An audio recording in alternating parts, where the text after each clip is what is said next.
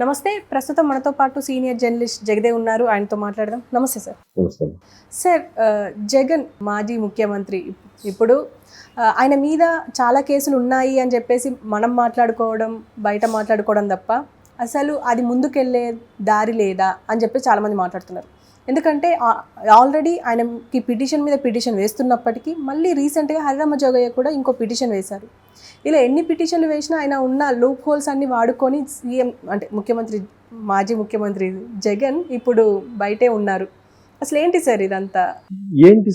అంటే ఒక విధంగా ఇట్లా అనొచ్చో అనకూడదో తెలియదు, కానీ న్యాయ వ్యవస్థ మీద నమ్మకం సన్నగిల్లుతుందేమో, ప్రజలకి వ్యవస్థ మీద నమ్మకం తగ్గుతుందేమో అనిపిస్తుంది. ఎందుకంటే హరిరామ జోగయ్య గారు ఒక్కరే కాదుగా, రఘురామకృష్ణరాజు గారు అయితే పట్టు వదలని విక్రమార్కుడులాగా ఎన్ని లేఖలు రాశాడో ఆయన. ఆఖరికి పురంధరేశ్వరి గారు కూడా ఒక లేఖ రాశారుగా సుప్రీంకోర్టుకి. మరి ఇన్ని జరుగుతున్నా అది కాకుండా ఆ వైజాగ్ ప్యాలెస్ సంబంధించి ఒక పొల్యూషన్ బోర్డు మెంబర్ ఒక ఆయన రిటైర్డ్, ఆయన ఒక లేఖ రాశాడు. ఒక రిటైర్డ్ ఐఏఎస్ ఆఫీసర్ ఒక లేఖ రాశాడు. వీళ్ళందరూ పేర్లు కూడా నాకు గుర్తులేవు. ఎంతమందో నిజంగా ఏం చేస్తున్నట్టు, ఏం జరుగుతున్నట్టు. ఒకవేళ ఇవన్నిటికి చూసి లోపల వేశారనుకోండి, కక్ష సాధింపంట. చూడండి ఎట్లా అయిపోయిందో.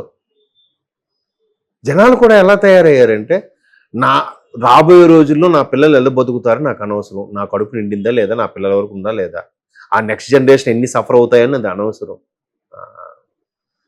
అంతవరకు ఎవడు చూసాడు లేరా, ఎవడున్నాడు లేరా. ఈ మధ్యన ఇదొకటి అయితే కంప్లీట్ వేదాంతోరణి, లేదంటే ఈ నాస్తికత్వం ఎక్కువైపోతుంది ఈ మధ్యన. ఎవడు చూసాడు లేరా వాళ్ళు. అది కాకుండా కొంతమంది మేధావులు కొన్ని సూక్తులు చెప్తుంటారు. ఈ రోజే నీది, రేపు నీది కాదు. అది దేనికి? ఉన్నంతసేపు స్మైల్తో ఉండు, సరదాగా గడుపురా, అంతేగాని ఇవాళ సర్వనాశనం చేసి రేపు వాళ్ళకి ఉంచొద్దని చెప్పలేవాడు. అలా తీసేసుకుంటున్నారు. ఇప్పుడు ఎలా ఉందంటమ్మా, నిదానమే ప్రధానం అంటే అర్థం ఏంటి? ఎక్కడైనా ట్రాఫిక్లు హెవీగా ఫాస్ట్గా వెళ్తున్న ప్రమాదం స్లోగా వెళ్ళమని, దాని వెంటనే ఇంకోటి వచ్చి అంటాడు మరి ఆలస్యం అమృతం విషయం అన్నారు కదా, మరి నిదానం వెళ్తే ఎట్లా అంటాడు. ఒరే, అది సందర్భానుసారంగా. ఇప్పుడు ఎక్కడైనా సరే సందర్భం బట్టి, ఆ పరిస్థితి సిచ్యువేషన్స్ బట్టి నిదానమే ప్రధానం తీసుకోవాలి. ఆలస్యం అమృతం విషయం. అది ఎవడో ఉన్నాడు, అటు చచ్చిపోతున్నాడు, అటు త్వరగా వెళ్ళి కాపాడాలి. లేదా అడిగి ఇంజక్షన్ వేస్తే బతుకుతాడంటే అప్పుడు ఫాస్ట్గా వెళ్ళాలి. అప్పుడు కూడా నిదానమే ప్రధానం కాదు కదా. సందర్భానుసారంగా జంతువులకి మనిషికి ఉన్న విచక్షణ అదే కదా. మనకు ఒక మానవుడికే కదా అన్ని రకాల విచక్షణ ఉన్నది. ఇప్పుడు ఏతో కూడా చేస్తామంటున్నారు, అవి చేస్తే ఇంకన్ని విధ్వంసాలు చూడాలి, అది విషయం పక్కన పెడితే. మరి ఇన్ని రకాలుగా బాధ, నొప్పి, అన్ని రకాల భావజాలం ఉన్నది ఏకైక జీవి మానవుడే కదా. అది సందర్భానుసారంగా వెళ్ళాలి. కానీ దాన్ని మళ్ళీ ఈ నాస్తికత్వము, వితండవాదము, ఎక్కడ లేని ఓవర్ యాక్షన్, కొద్దిగా చదువుంటాడు ఏదో, దాన్ని పట్టుకొని ఎక్కడ ఇంప్లిమెంట్ చేస్తున్నాడు. ఆడి పూర్తిగా తెలియదు. పూర్తిగా తెలిస్తే ఇంప్లిమెంట్ చేయడు. ఎవరికి ఏది పూర్తిగా తెలియదమ్మా. చెప్పలేకపోతే ఏమిటి తెలుసు అంటారు, మిరేకిల్ రా. అప్పుడు ఏంట miracle? Could you explain? Describe చేయగలవా? చేయలేవు. బల్ దానికి మిరేకిల్ అంట. ఎందుకు అంటే నువ్వు పూర్తిగా చదువుకోలేదు, నీకు చెప్పిన అర్థం కాదు. దాన్నే వాళ్ళు దేవుడి పేరుతో చెప్పారు మన పూర్వీకులు. అలాగైనా చెప్తే వింటారో నమ్ముతారో అని. సో అట్లాగా ఒక రకమైన వితండవాదంకి వెళ్ళిపోతున్నప్పుడు ఇట్లాంటి పరిస్థితులు. సో అట్లాగా ప్రజలు కూడా ఎలా అయిపోయిందంటే, ఇన్ని రకాల కేసులు, ఇన్ని రకాలు ఉన్నప్పుడు ఈయన్ని ఏం ఎన్నుకుంటామని అప్పుడే థాట్ ఉండాలిగా. అది లేదుగా. ఇప్పుడు ఆయన మీద 38,000 కోట్లు ఈడీ జప్తు చేసింది. ఆ కేసు వేసింది లేకపోతే అలా చేపించింది చంద్రబాబు నాయుడు గారు కాదు కదా. అప్పుడు కూడా హరిరామ జోగయ్య గారు లాగే ఎర్రంనాయుడు గారు, కీర్తిశేషులు, మన ప్రస్తుత సెంట్రల్ మినిస్టర్ రామ్మోహన్ నాయుడు గారు తండ్రి గారు అని ఎర్రంనాయుడు గారు ఇట్లాంటి వ్యక్తులను ఎలా కేసులను ఎలా వదులుతారని చెప్పి ప్రశ్నించాడు. దానికి వీళ్ళు ఎలా చేశారు? చంద్రబాబు నాయుడే చేయించాడు అన్నట్టు చేశారు. చంద్రబాబు నాయుడు పార్టీలో మీరు ఉన్నారా? బయటకు వెళ్ళిపోయారా? చంద్రబాబు నాయుడు పార్టీతో విభేదించి మీరు బయటకు వచ్చి పార్టీ పెట్టారా? కాదు కదా. ఇది ఎవరు చేయించారు? అందరికీ తెలిసిన విషయం ఏంటి? సెంట్రల్లో అప్పుడు కాంగ్రెస్ ఉంది కదా, కాంగ్రెస్ చేయించిందని అందరూ అనుకున్నారు. దాన్ని చంద్రబాబు నాయుడు గారికి ముడి పెడతారేంటి? ఇప్పుడు హరిరామ జోగయ్య ప్రశ్నిస్తున్నారు, లేదా పురంధరేశ్వరి గారు ప్రశ్నిస్తున్నారు, లేదా రఘురామకృష్ణరాజు గారు ప్రశ్నిస్తున్నారు. అలా ప్రశ్నించినంత మాత్రం వాళ్ళ పార్టీ చేయించిందని అర్థమా? కాదు కదా. సో అట్లాగా మీరు అన్నట్టు మేబీ అన్ని లూప్ హోల్స్ వాడుకుంటున్నారేమో. లేకపోతే 12 ఏళ్ళుగా బెయిల్ మీద ఉండడం ఏంటమ్మా? ముఖ్యమంత్రి అయిపోయారు, పరిపాలన అయిపోయింది, మాజీ ముఖ్యమంత్రి అయిపోయారు, చక్కగా బయట తిరుగుతున్నారు. చిన్న చిన్న వాళ్ళకి మాత్రం కేసులు. ఇప్పుడు అదే కదా మొన్న ఏదో సినిమా వచ్చింది, ఒక ₹1,00,000 2,00,000 తీసుకున్న రైతుకు మాత్రం ఈ బ్యాంకు వాళ్ళు కూడా హడావిడి చాలా రకాలుగా బిల్డప్లు.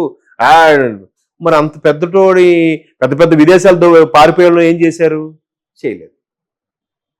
చిన్న చిన్న లూటీలు చేస్తే అది జేబు దొంగ, వాడికి అరెస్టు, వాడి మీద ఎఫ్ఐఆర్, కోర్టులో సబ్మిషన్, ఇన్ని రకాలు ఉన్నాయి. పెద్ద పెద్దవి చేసేవాడికి ఎవడు చేయడు, ఎవడు చేయలేడు. సినిమా కాదు హీరోలాగా చేయడానికి వీళ్ళు వ్యవస్థను కూడా అనుకోవడానికి లేదు.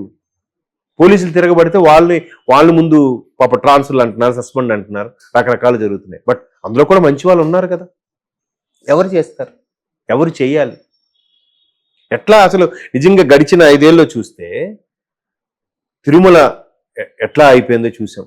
దానికి కారణం ఏంటో కూడా చూసాం. ప్రతి దగ్గర కూడా ఎవరు మాట్లాడడానికి లేదు, ఎవరు ప్రశ్నించడం లేదు, పర్సనల్ లైఫ్ల మీద మాట్లాడడం, విమర్శించడం, ఎవరు కేసు పెట్టడం లేదు. ఎట్లా? అది ఆ సంస్కృతి స్టార్ట్ చేసింది ఎవరు? ఇప్పుడు బయటకు వచ్చి మళ్ళీ స్టేట్మెంట్లు ఇస్తున్నారు, అరాచక ప్రభుత్వం స్టార్ట్ అయిందని. ఎట్లా మర్చిపోయారేంటి అసలు? అంటే ఇప్పుడు అదే చెప్తున్నారు కదా, ప్రతి శుక్రవారం ఆయన వచ్చేవాడంట. ఇప్పుడు మరి ఎందుకు వాళ్ళు కేసులు పిలవట్లేదు? కొంతమంది ఏమంటున్నారు, న్యాయ వ్యవస్థను కూడా దాన్ని ఏమంటారు, మేనేజ్ చేస్తున్నారు అంటున్నారు. చూడండి అసలు జ్యుడిషియరీ అనేది 4 స్టేట్లు, ఫస్ట్ స్టేట్ జ్యుడిషియరీ న్యాయ వ్యవస్థ, దాన్ని కూడా చేస్తున్నారంట. మొన్న ఫోన్ ట్యాపింగ్ వ్యవహారంలో కూడా ఒక న్యాయమూర్తి ఫోన్ కూడా ట్యాప్ చేశారంట. అంటే ట్యాప్ చేసి వాళ్ళ ఉద్దేశం ఏంటి? ఆ న్యాయమూర్తి బెదిరించుంటారుగా. ఇప్పుడు ఆయన మనిషేగా, ఆయన నిజంగా న్యాయదేవతకి మారుపేరే న్యాయమూర్తి కూడా ఎంత నికార్సుగా ఉన్నా, రేపు పొద్దున్న నీ మనవడు బయటకు వెళ్తున్నాడు రా, లేదా మీ అమ్మాయి బయటకు వెళ్తుంది, ఎలా వస్తుందో చూస్తాం అని అంటే ఆ న్యాయమూర్తిని ఏం చేయగలడమ్మా? ఆయన ఫోన్ ట్యాపింగ్ చేశారంటే ఎంత దారుణం అది. ఇంకా అసలు ఏమైనా ఉందా? వ్యవస్థ అన్నది ఏమైనా ఉందా అసలు? చెప్పండి. వీళ్ళు మళ్ళీ ఒక్కొక్కడు ముందుకు వచ్చి మైకులు పెట్టి దానికి మళ్ళీ కొంతమంది గొంతుకులు కోసుకోవడం, గొయ్యలు కోసుకోవడం, అన్నా నువ్వే మా దేవుడు అనుకోని కార్యకర్తలు, అటువంటి నాయకులకి ఏం చెప్పాలి చెప్పండి? ఇట్లా అంటే వ్యవస్థ, ఒక హరిరామ్ జోగి లాంటి వ్యక్తులు లేకపోతే ఇంకెవరో రాసినా కూడా, ఇప్పుడు సుప్రీంకోర్టు కూడా వీళ్ళందరూ రాస్తే ఏం చెప్పింది? అసలు 12 ఏళ్ళుగా నాంచడం ఏంటయ్యా, మీరు ఏదో తేల్చండి, నాకు ఎక్స్ప్లెనేషన్ ఇవ్వండి అని అంటే హైకోర్టుకి సిబిఐ కోర్టుకి చెప్తే హైకోర్టు రెస్పాండ్ అవ్వగా సిబిఐ కోర్టు రెస్పాండ్ అయిందంట. ఏమని? మరి ప్రతిసారి మేము వాయిదాల మీద వాయిదాలు వాళ్ళకి ఇస్తున్నప్పుడు మళ్ళీ వచ్చేసరికి 2 ఏళ్ళలో జడ్జిలు మారిపోతున్నారు, మళ్ళీ మొదటి నుంచి చెప్పాల్సి వస్తుంది. అంటే షిఫ్ట్ రిలీవింగ్ ఏమి ఉండవా ఇక్కడ? చూడండి వ్యవస్థ. సో ఇలాంటివన్నీ, ఈ లూప్ హోల్స్ అన్నీ వాడుకుంటున్నారేమో. ఇప్పుడు ఒక జడ్జి ఉన్నారు, సరే అంటే వాళ్ళ ఉద్దేశం ఏంటంటే ఒక మంచివాడు ఎప్పుడు శిక్షింపబడకూడదు అనే ఉద్దేశంలో, సరే వాయిదా అడుగుతున్నాడు కదా, దేశం పారిపోకుండా ఉంటాడు, ఇవ్వండి చూద్దాం అన్నట్టుగా చెప్తారు వాళ్ళు. ఇలా ఏమవుతుంది? కొంపలు మునిగిపోతున్నాయి. ఇలా డ్రాగ్ చేసి ఇప్పుడు సేమ్ లా చదువుకున్నాడు మంచోడికి సపోర్ట్ చేస్తున్నాడు, సేమ్ లా చదివినాడు ఒక చెడ్డోడికి సపోర్ట్ చేస్తున్నాడు. ఇందులో మంచి లాయర్ ఎవడు, చెడ్డ లాయర్ అంటే ఎవడు డిసైడ్ చేయగలడు? ఎవడు ఆత్మ నేను మా సార్కి చేస్తున్నాను అబ్బా, మళ్ళీ అందరూ ప్రమాణం చేసిన వాళ్ళే న్యాయ వ్యవస్థ మీద, లా పుస్తకాల మీద ఒట్టేసి చదువుకున్నోళ్ళే, కష్టపడి వచ్చినోడే, లాభం ఏంటి?